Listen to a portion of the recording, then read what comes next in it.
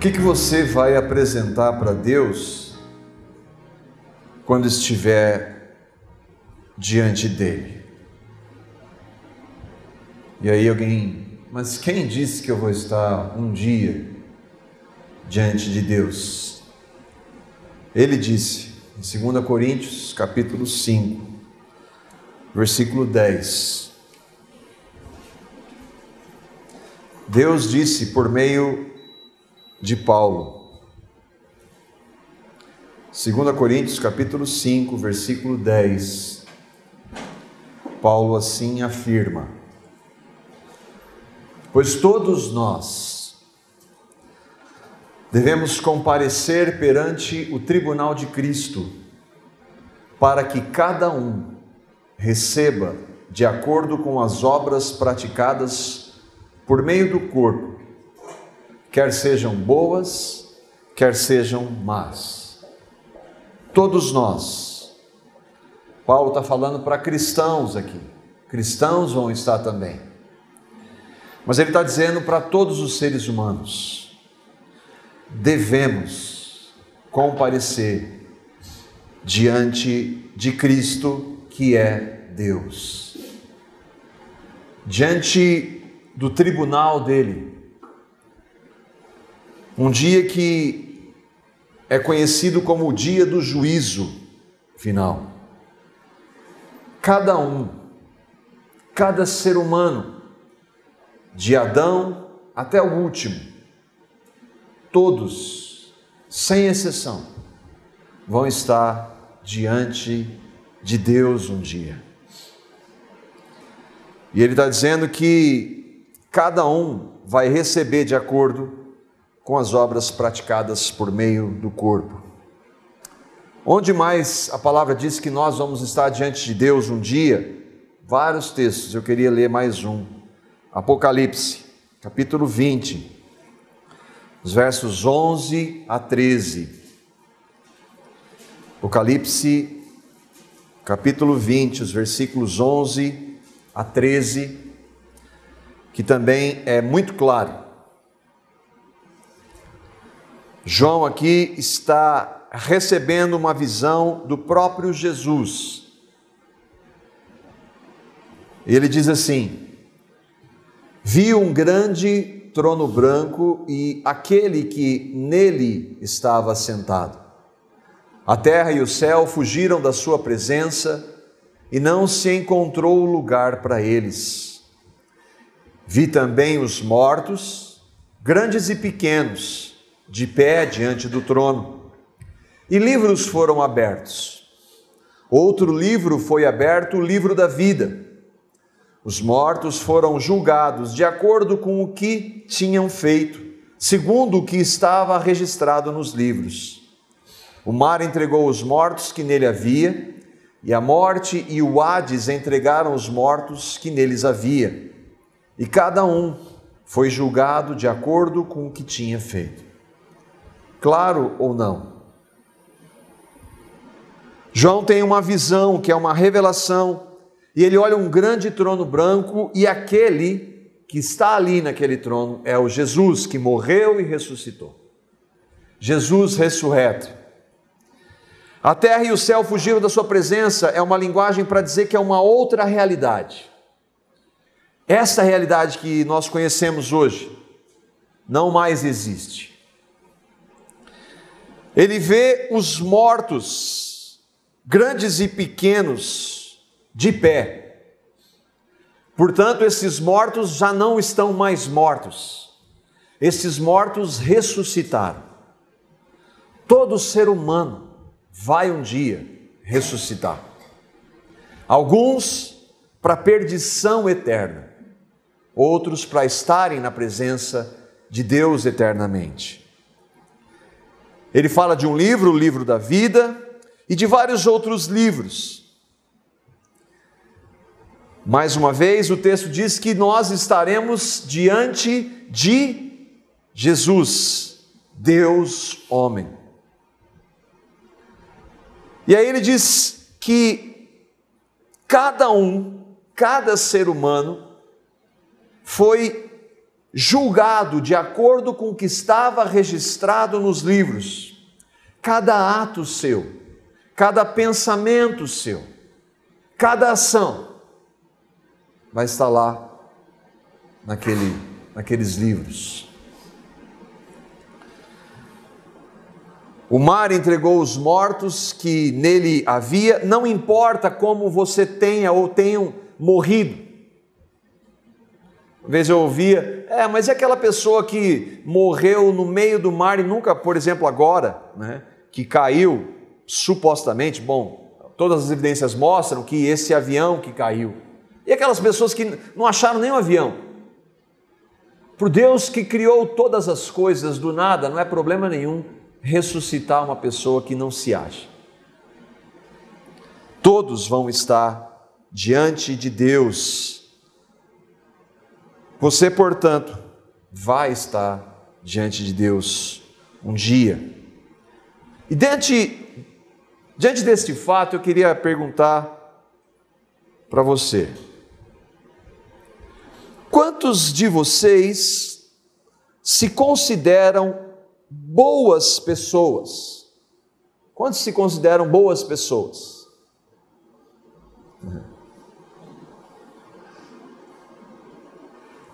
Eu estou levantando a minha mão. Quantos se consideram boas pessoas? Para eu me considerar uma boa pessoa, mesmo que inconscientemente eu estou me comparando a alguém. Eu sou uma boa pessoa comparado com o ladrão, com o assassino, com aquele que comete um crime hediondo.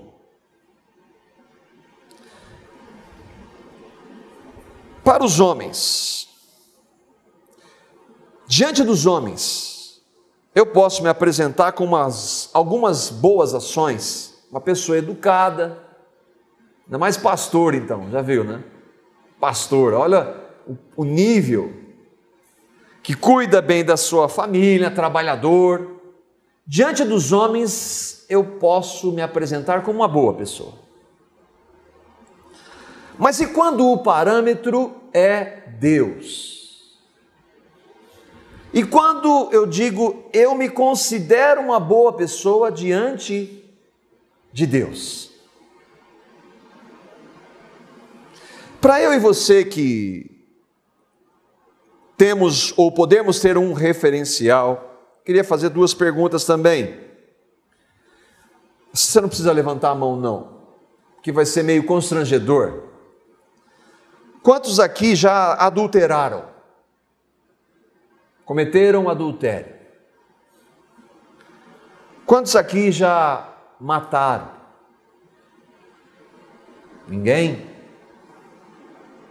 Mateus capítulo 5, versículos 27 a 28, nós deixamos a comparação no nível humano e estamos agora olhando para Deus.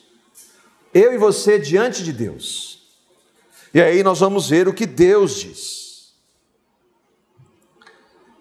Presta atenção. Perguntei se você é adúltero, se você é um assassino. Você não me respondeu, mas está dizendo que não. Vocês ouviram o que foi dito. Jesus está dizendo isso. Não adulterarás. Não cometa o pecado de adultério. Mas eu, Jesus, lhes digo que qualquer que olhar para uma mulher para desejá-la, já cometeu adultério no seu coração. Quantos aqui são adúlteros? Aí muda a figura, né? Apesar de ser mais comum entre homens, Jesus está falando do homem, isso se aplica às mulheres também. Olhar para um homem com uma intenção impura, cometeu adultério. Alguém aqui já fez isso ou não? A partir do que Jesus disse, do que Deus disse, daquele que é o parâmetro, eu e você somos adúlteros. Segunda pergunta era matar, assassino. Mateus capítulo 5, pouquinho antes, versículos 21 a 22.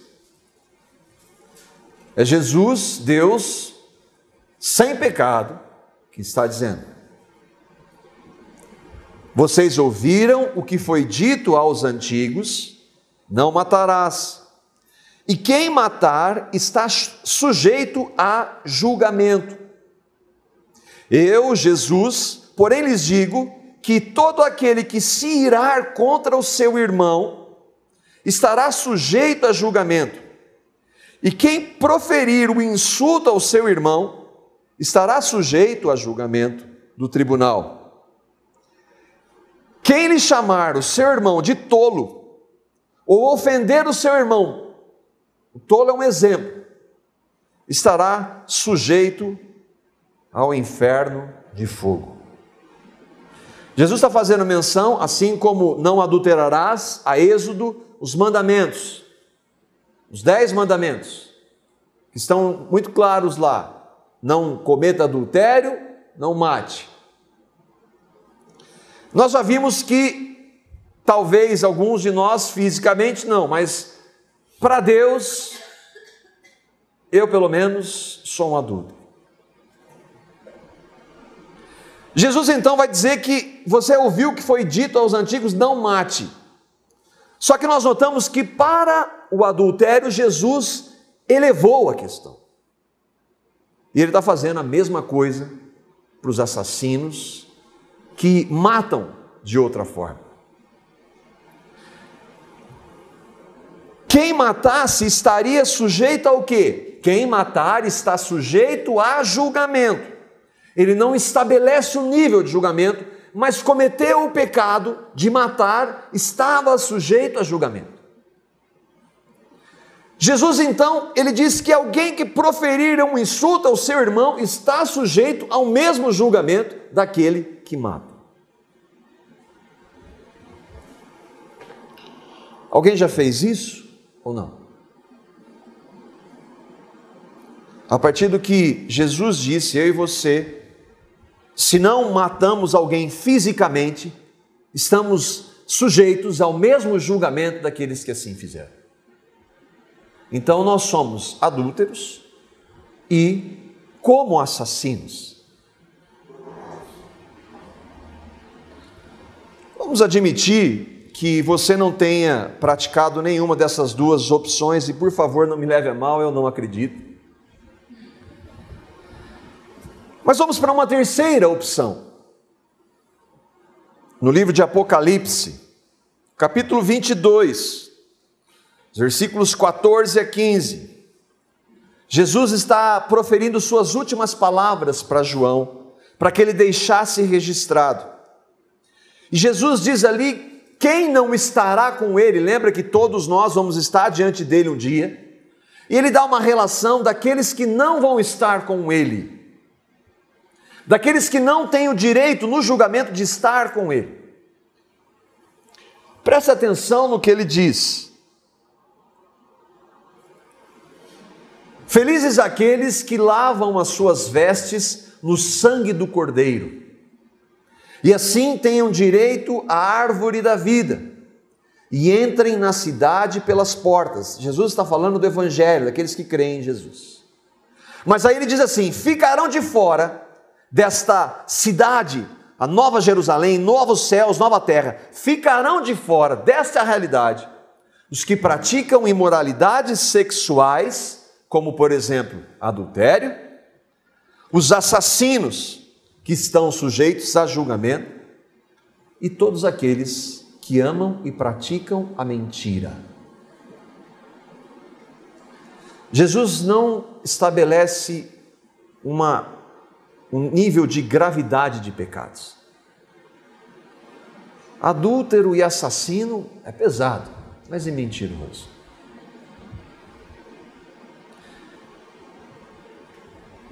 Eu não preciso perguntar se alguém aqui já mentiu, né?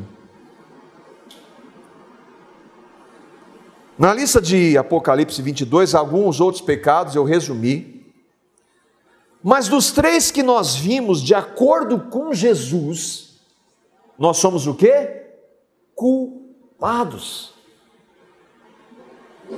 Eu e você somos culpados. Eu e você somos pecadores. Palavra impopular hoje. Agora, só para a gente deixar muito claro que o que nós somos, Tiago capítulo 2, versículo 10. E eu vou ler em 3 versões, para deixar muito claro para nós. Presta atenção, nós estamos comparando a lei, falamos da lei, quando a Bíblia diz lei, os 10 mandamentos é um resumo, ou são um resumo da lei. Não minta, não darás falso testemunho, não adultere, não mate, são 3 de 10. E pelo que nós vimos, nós incorremos nos 3. Mas para não deixar dúvida nenhuma, Tiago escreve isso: qualquer que guarda toda a lei, mas tropeça em um só ponto, se torna culpado de todos. Pois quem quebra um só mandamento da lei, é culpado de quebrar todos. Pois quem obedece toda a lei, mas tropeça em apenas um ponto, torna-se culpado de quebrá-la inteiramente. Nós somos pecadores.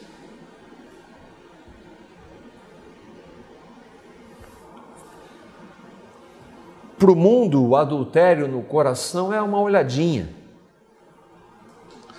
A ofensa ao irmão acontece. Uma mentira branca não faz mal. Mas essas práticas têm um nome. Elas se chamam pecado. E esse pecado fere a santidade do Deus que nos criou.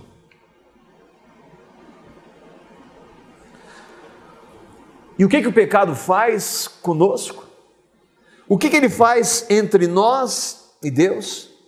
O que os nossos inúmeros pecados fizeram conosco? Entre nós e o nosso Deus? O que ele continua fazendo? Isaías, capítulo 59.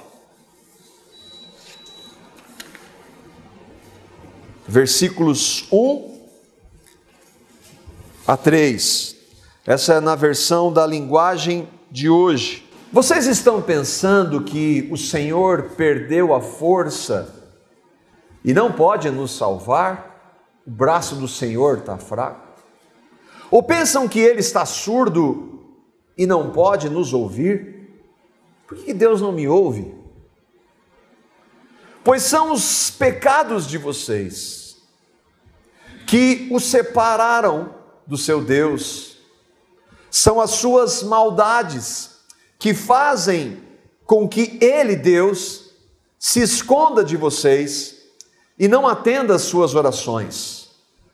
Vocês têm as mãos manchadas de sangue e os dedos sujos de crimes. Vocês só sabem contar mentiras e os seus lábios estão sempre dizendo coisas que não prestam.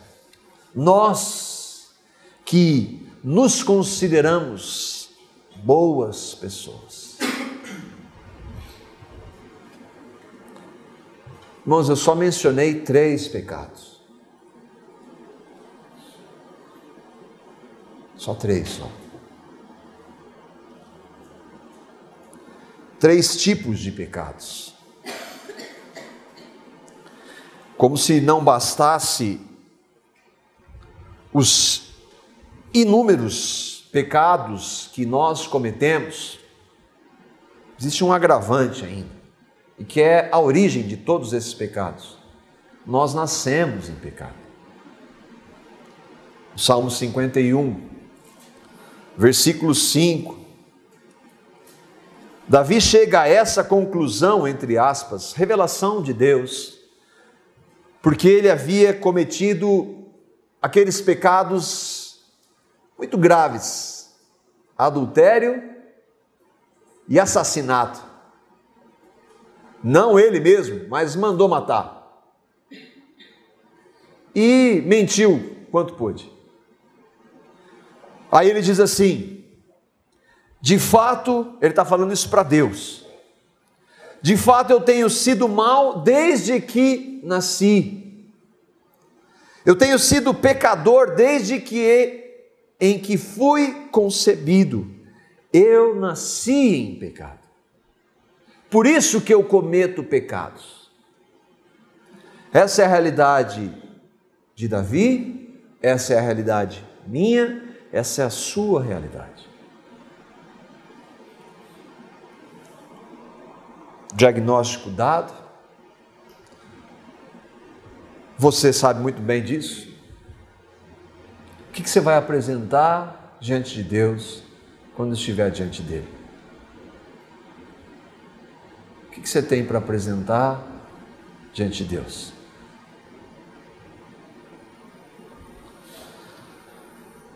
Antes de responder, vamos só saber quem é Deus.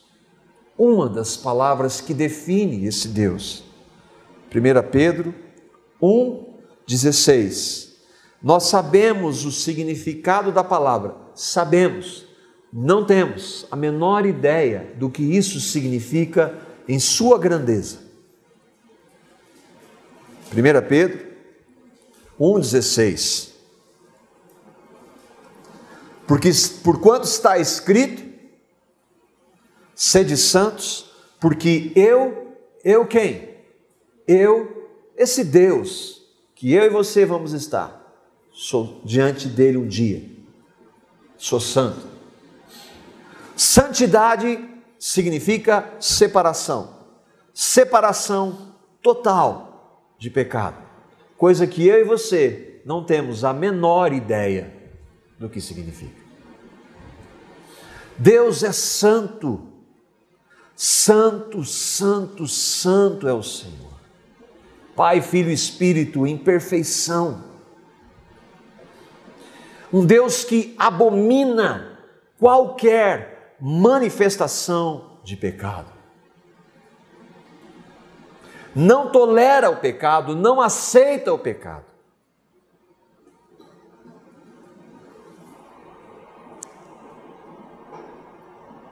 O que você vai apresentar diante de Deus?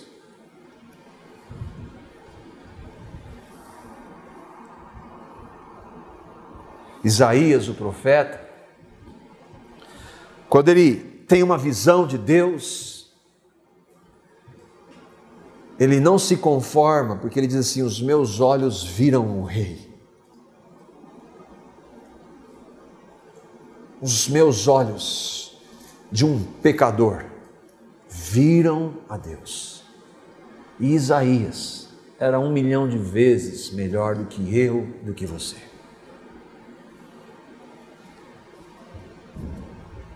O que você vai apresentar? E aí, quando nós fazemos essa pergunta, normalmente, 2 respostas são oferecidas. A primeira delas, depois eu vejo isso aí. Não verbalmente, mas nos atos, na vida. Eu não digo isso, mas a minha vida mostra isso. Já contei uma história. Eu conversava uma vez com um amigo, e ele é alguém que eu oro sempre quando a gente vai ter uma palavra para que o Senhor incomode, para que ele venha aqui. Gostaria que ele estivesse aqui hoje. É um cara muito bem sucedido financeiramente, tem um bom nível. E uma vez ele estava com a secretária do lar que trabalhava para ele, e ela era cristã, e ele estava lá tomando a sua cervejinha. Ela, na simplicidade dela, ela falou assim: o que você vai fazer quando Jesus voltar? O que você tem preparado? Ele falou assim: eu vou oferecer para ele esse copo de cerveja.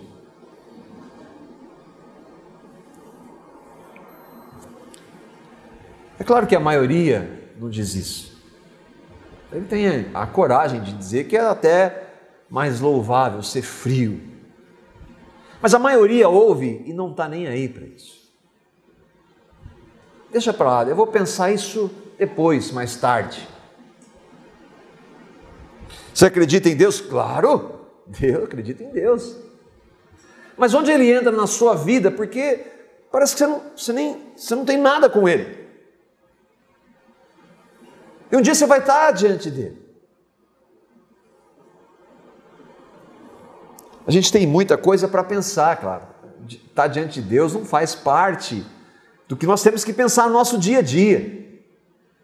Então a gente deixa para lá.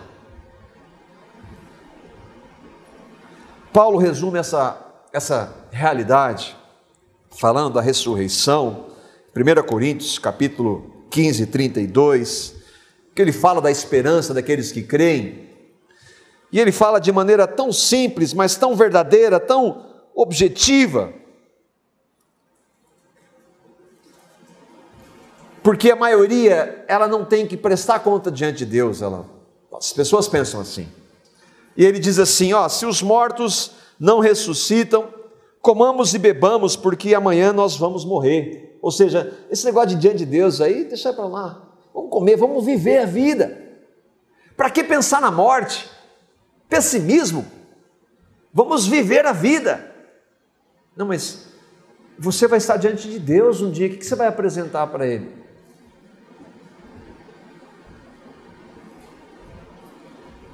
Como diria o filósofo contemporâneo Zeca Pagodinho, eu acho que Deus é bom, né?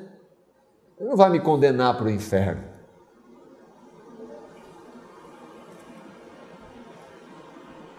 Deus não manda ninguém para o inferno. Aliás, essa é uma teologia que hoje, que volta e meia, ela se manifesta na igreja. Deus é bom, Deus é amor, Ele não vai mandar ninguém para o inferno. Mas Deus é santo e justo, não tolera o pecado e vai mandar para o inferno todos aqueles que não receberem o que Ele fez. Ainda que seja duro. Duro para nós que não temos a mínima ideia do que é ser santo. Duro para nós que não temos a menor ideia do que é ser justo. Certa ocasião, Jesus conta uma história de um homem que... Aí traga para a sua realidade. Aquele homem, ele era um agricultor, ele plantou e graças ao Deus que dá tudo, toda boa dádiva, todo dom perfeito, Ele faz chover sobre bons e maus, aquele homem produziu muito. Mas ele era este que, eu produzi demais, o que eu vou fazer? Eu não tenho nem lugar para guardar tudo isso que eu produzi. Já sei. Eu vou construir outros barracões maiores e vou colocar lá, e vou estar tranquilo. Minha vida daí vai estar tranquila. Jesus está contando essa história, uma parábola, uma história para mostrar uma realidade, e que Jesus chega então e diz, Deus vai chegar para esse homem, lá em Lucas, no capítulo 12, versículo 20. Olha o que Deus vai dizer para esse que está se preocupando e está deixando para depois. É isso que a parábola quer dizer. Contudo, Deus disse para esse que vou viver a vida. Insensato. Insensata é uma pessoa sem juízo. É louca. Esta mesma noite, a sua vida lhe será exigida. Então, quem ficará com o que você preparou? Tudo que você conseguiu, você não vai levar nada, para quem vai ficar? E outra, e diante de Deus? Quando você estiver diante de Deus, o que você vai apresentar para Ele? A resposta 1, então, é essa. Eu vejo depois. A resposta 2, tão comum quanto, vou apresentar o que eu fiz. Os meus méritos, afinal, é difícil admitir, eu sou, de acordo com Jesus diz, não tem como escapar, eu sou realmente adúltero, eu sou mentiroso, eu sou como um assassino, mas eu fiz muita coisa.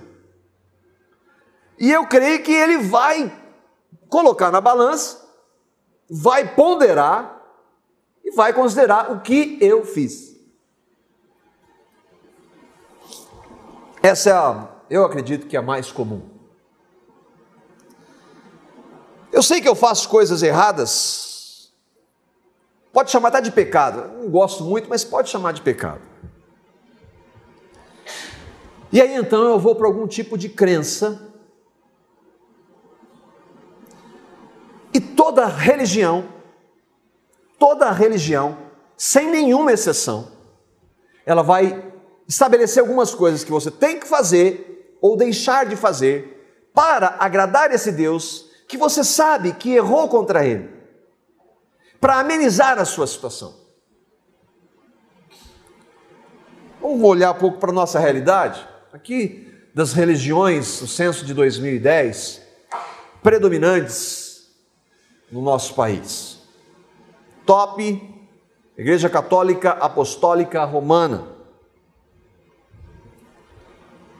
O que a Igreja Católica Apostólica Romana, o catolicismo, prega para que uma pessoa possa, quando estiver diante de Deus, se apresentar bem diante dele? Várias coisas. Sacramentos, por exemplo. Você tem que ser batizado lá, você tem que confirmar o seu batismo, que chama-se crisma. Você tem que casar lá, você tem que ser ungido lá, você tem que obedecer alguns mandamentos da Bíblia. Se você não cometer determinados pecados que são pecados mortais, esse já vai direto para o inferno. Se você cometer alguns pecados chamados veniais, que a mentira, por exemplo, que para nós ela é leve, pecado venial é uma mentirazinha. Então, para isso, olha, e você acreditar e participar e crer em Jesus, você vai passar por um lugar chamado purgatório, e lá esse processo vai santificar você até ser agradável a Deus. Tudo isso nega o que Jesus fez. Falam de Jesus. Os espíritas, o que o espiritismo anuncia? Reencarnação. Nessa vida, você não foi bom, nunca encontrei um espírita que dissesse que alguém foi perfeito, então você tem que morrer e reencarnar. Quantas vezes isso é necessário? Quais as formas isso é necessário? Eles não sabem, mas você tem que reencarnar várias vezes e desenvolver e melhorar para chegar diante de Deus, apresentar diante dele. Aí tem testemunho de Jeová, que dizem fé e obras, falam de Jesus, usam a Bíblia, mas pregam salvação pelo que você tem que fazer. Mormons, e essa relaçãozinha, tem uma aí que eu não falei, evangélica, que hoje eu diria, não tem a menor ideia do que é evangelho. É a religião que eu e você fazemos parte. Acha que tem que fazer uma coisa. Ou no ministério, tem que me envolver, eu tenho que parar, eu creio em Jesus, mas eu tenho que fazer alguma coisa a mais. O que a religião diz? Tem que fazer. Tanto as pessoas da primeira resposta, que é deixa para lá, ou os que são chamados os sem religião, que olha a estatística, hein? 8% hoje, é mais isso. São chamados sem religião. Eles acreditam que existe um Deus, mas ninguém sabe, então deixa para lá, eles estão dizendo. Sem religião, ele deixa para lá. E os que participam de uma religião, um dia eles vão estar diante de Deus. O que eles vão apresentar? O que você acha que eles vão apresentar? Eles vão dizer, Deus, mas eu fiz isso, eu fiz aquilo, tudo bem, eu estava sem religião naquele momento, mas eu procurei ser uma boa pessoa, eu ajudei os pobres, Deus, eu não matei ninguém, eu nunca matei, eu não roubei, eu até ajudei, dei oferta na igreja. Deus, não dá para considerar. Eu procurei ser um bom pai, um bom marido, uma boa esposa, um bom filho, trabalhei, fui honesto. Deus, não dá para considerar.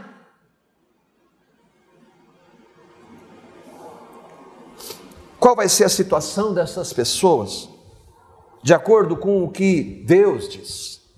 Romanos capítulo 3, versículos 19 a 20. Um texto só. São inúmeros textos que respondem a essa pergunta, mas nós vamos ler só esse, 2 versículos. Romanos 3, 19 e 20.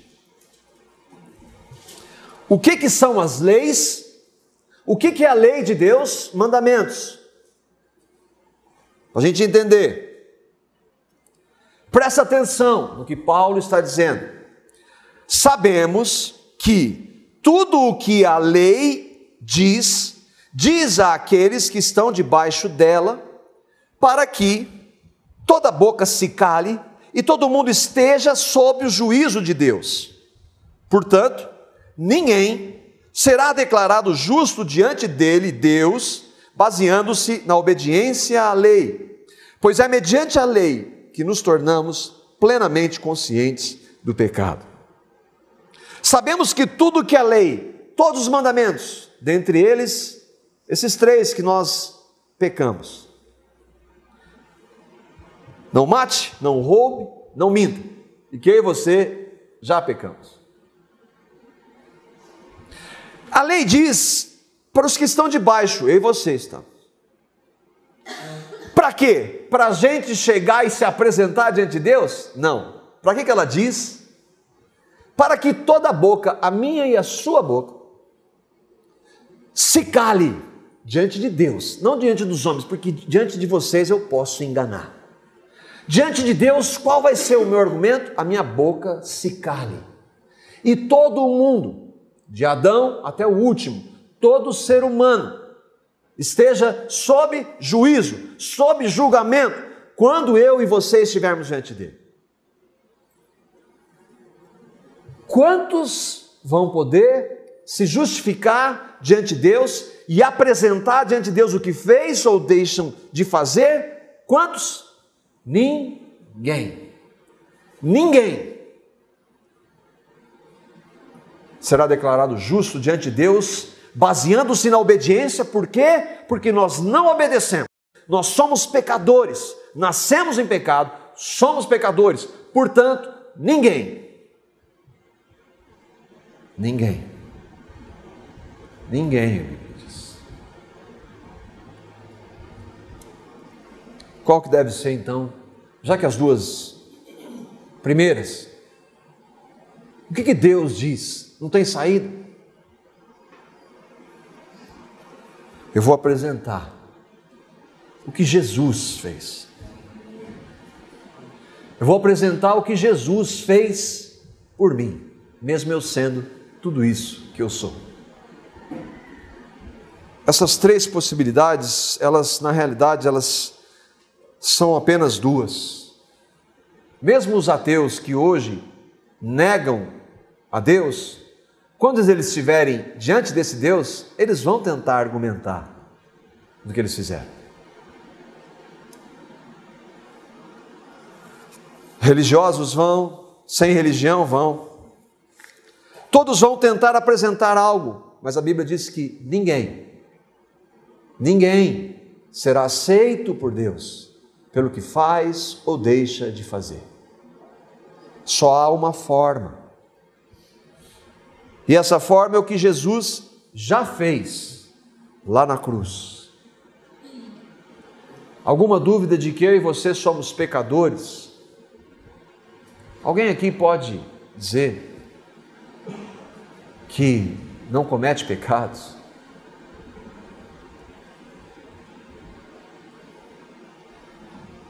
Se nós somos pecados, nós lemos que os nossos pecados fazem separação entre nós e o nosso Deus. Deus não nos aceita assim. Por mais que você tente melhorar, é isso que a religião faz. Se você é um mentiroso, a religião vai botar um monte de regrinha para você tentar parar de mentir. Você pode até vencer a mentira, mas você vai cometer outros pecados, que de acordo com a palavra de Deus, se eu tropeçar em um, eu sou culpado daqueles outros que eu não consigo nunca. Eu sou pecador. Eu e você somos pecadores. Deus não nos aceita assim. Mas a palavra diz que esse Deus, Ele tomou a forma de um homem. Ele veio sem pecado, na pessoa de Jesus. Deus, que nunca cometeu um único pecado. Ele veio e morreu por pecadores. Ele fez isso por amor. A Bíblia diz que Deus prova o seu amor por mim e por você, sendo nós adúlteros, mentirosos e assassinos.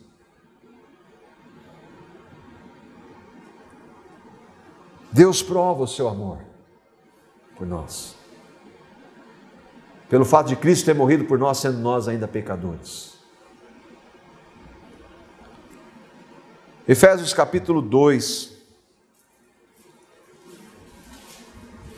versículos 3 a 5 e o 8 e 9.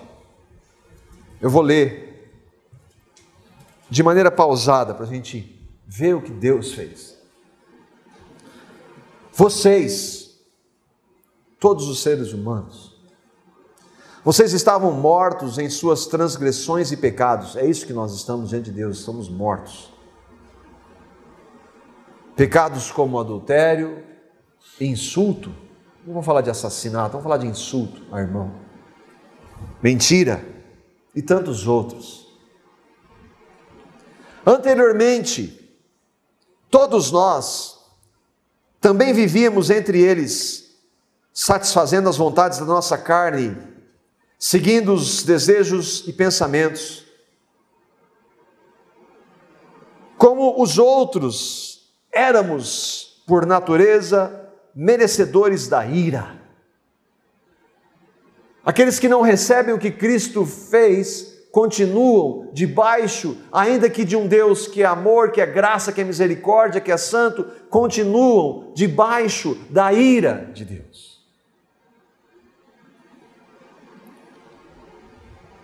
Todavia, mas, Deus que é riquíssimo em misericórdia, misericórdia é Deus não nos dando o que nós merecemos, por causa do nosso pecado.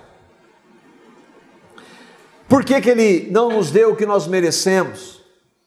Porque, pelo grande amor com que nos amou, Ele deu-nos vida juntamente com Cristo, este Jesus que veio sem pecado e morreu lá na cruz, e nos fez morrer no corpo dele. Ele deu-nos vida com Cristo, quando ainda estávamos mortos em transgressões. Quanto que custa isso? O que você tem que fazer? Pela graça, é literalmente de graça. Pela graça, vocês são salvos. Versículos 8 e 9. Vocês são salvos pela graça. Ninguém tem que pagar nada. Ninguém tem que melhorar. Ninguém tem que obedecer nada. É pela graça, por meio da fé. Fé no quê? Fé no que Cristo fez lá na cruz há 2000 anos. Isso não vem de vocês, essa fé também não vem. É dom de Deus, não por obras, para que ninguém se glorie. Lembra que ele estava falando, vocês estavam, porque agora ele está falando já de aqueles que receberam a Cristo. Vocês estavam, vocês eram, como aqueles que ainda continuam, que não recebem, mas agora. Você está nesse mais agora? Você está debaixo da ira ou da misericórdia? Você vai negar o que Cristo fez por você e vai tentar se apresentar diante de Deus pelos seus atos, sabendo quem você é.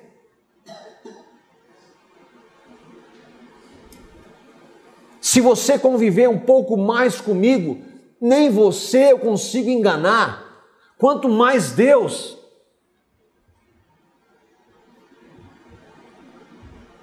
Você vai se apresentar diante dele com o que você faz.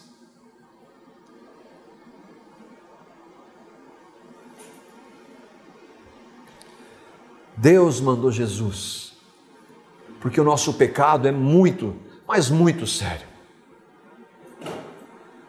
Ele mandou Jesus sem pecado, para morrer na cruz, a pior das mortes, por pecadores. Não havia nada, não há nada em mim e em você. Nós não podemos oferecer nada, nós não podemos apresentar nada a Deus. Mas mesmo assim Ele nos amou. E se nós recebermos, se eu e você recebermos o que Cristo fez, Ele leva tudo o que nós somos, os nossos pecados, para a cruz. Crucifica, lava-nos pelo seu sangue, nos dá uma nova vida na sua ressurreição. Não uma vida de perfeição, não existem cristãos perfeitos, mas existem cristãos que ainda pecadores, que foram lavados no sangue do Cordeiro, que ainda que pecadores foram totalmente perdoados na cruz e que sabem que não podem apresentar nada, mas apresentam o que Cristo fez pela fé. Você quer saber se você está dentro disso? Houve na sua vida, na sua vida, quando você peca, uma ação, uma resposta sua que se chama arrependimento? Ou você acha que pecado é assim mesmo? Que faz parte, Deus tem mais é que me perdoar.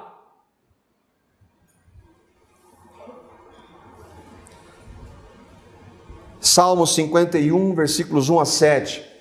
Aqui está a descrição de alguém que creu em Cristo. Não é alguém que é bom, alguém que creu em Cristo.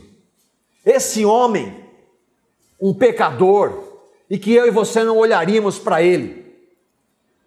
É um homem segundo o coração de Deus porque ele era bom, não porque ele era um pecador, assassino, adúltero, mentiroso, mas se arrependeu e creu em Cristo.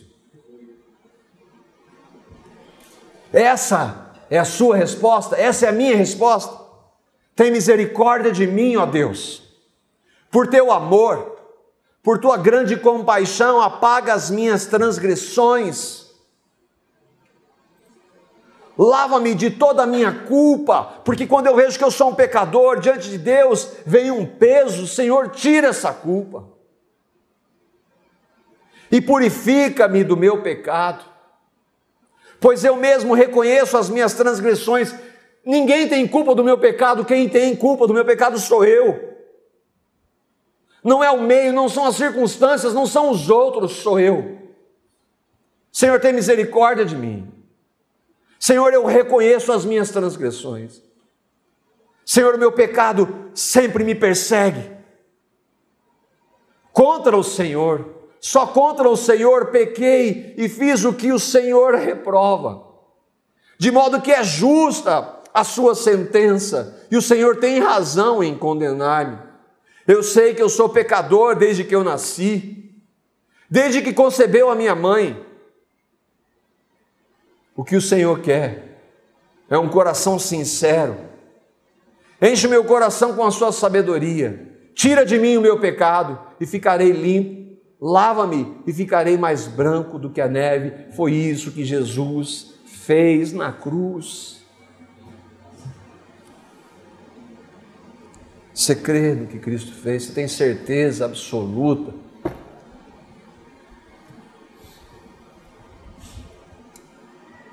Só, como é que você vai? O que você vai apresentar diante de Deus?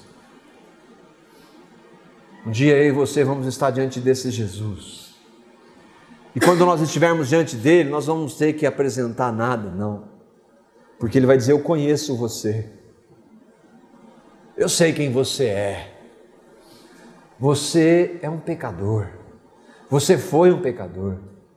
Mas lá na cruz eu levei o seu pecado no meu corpo. Você me recebeu. Você crê no que Cristo fez? Você vai apresentar a justiça de Cristo ou a sua? A sua é trapo de imundícia. Receba a Cristo. Receba a Cristo.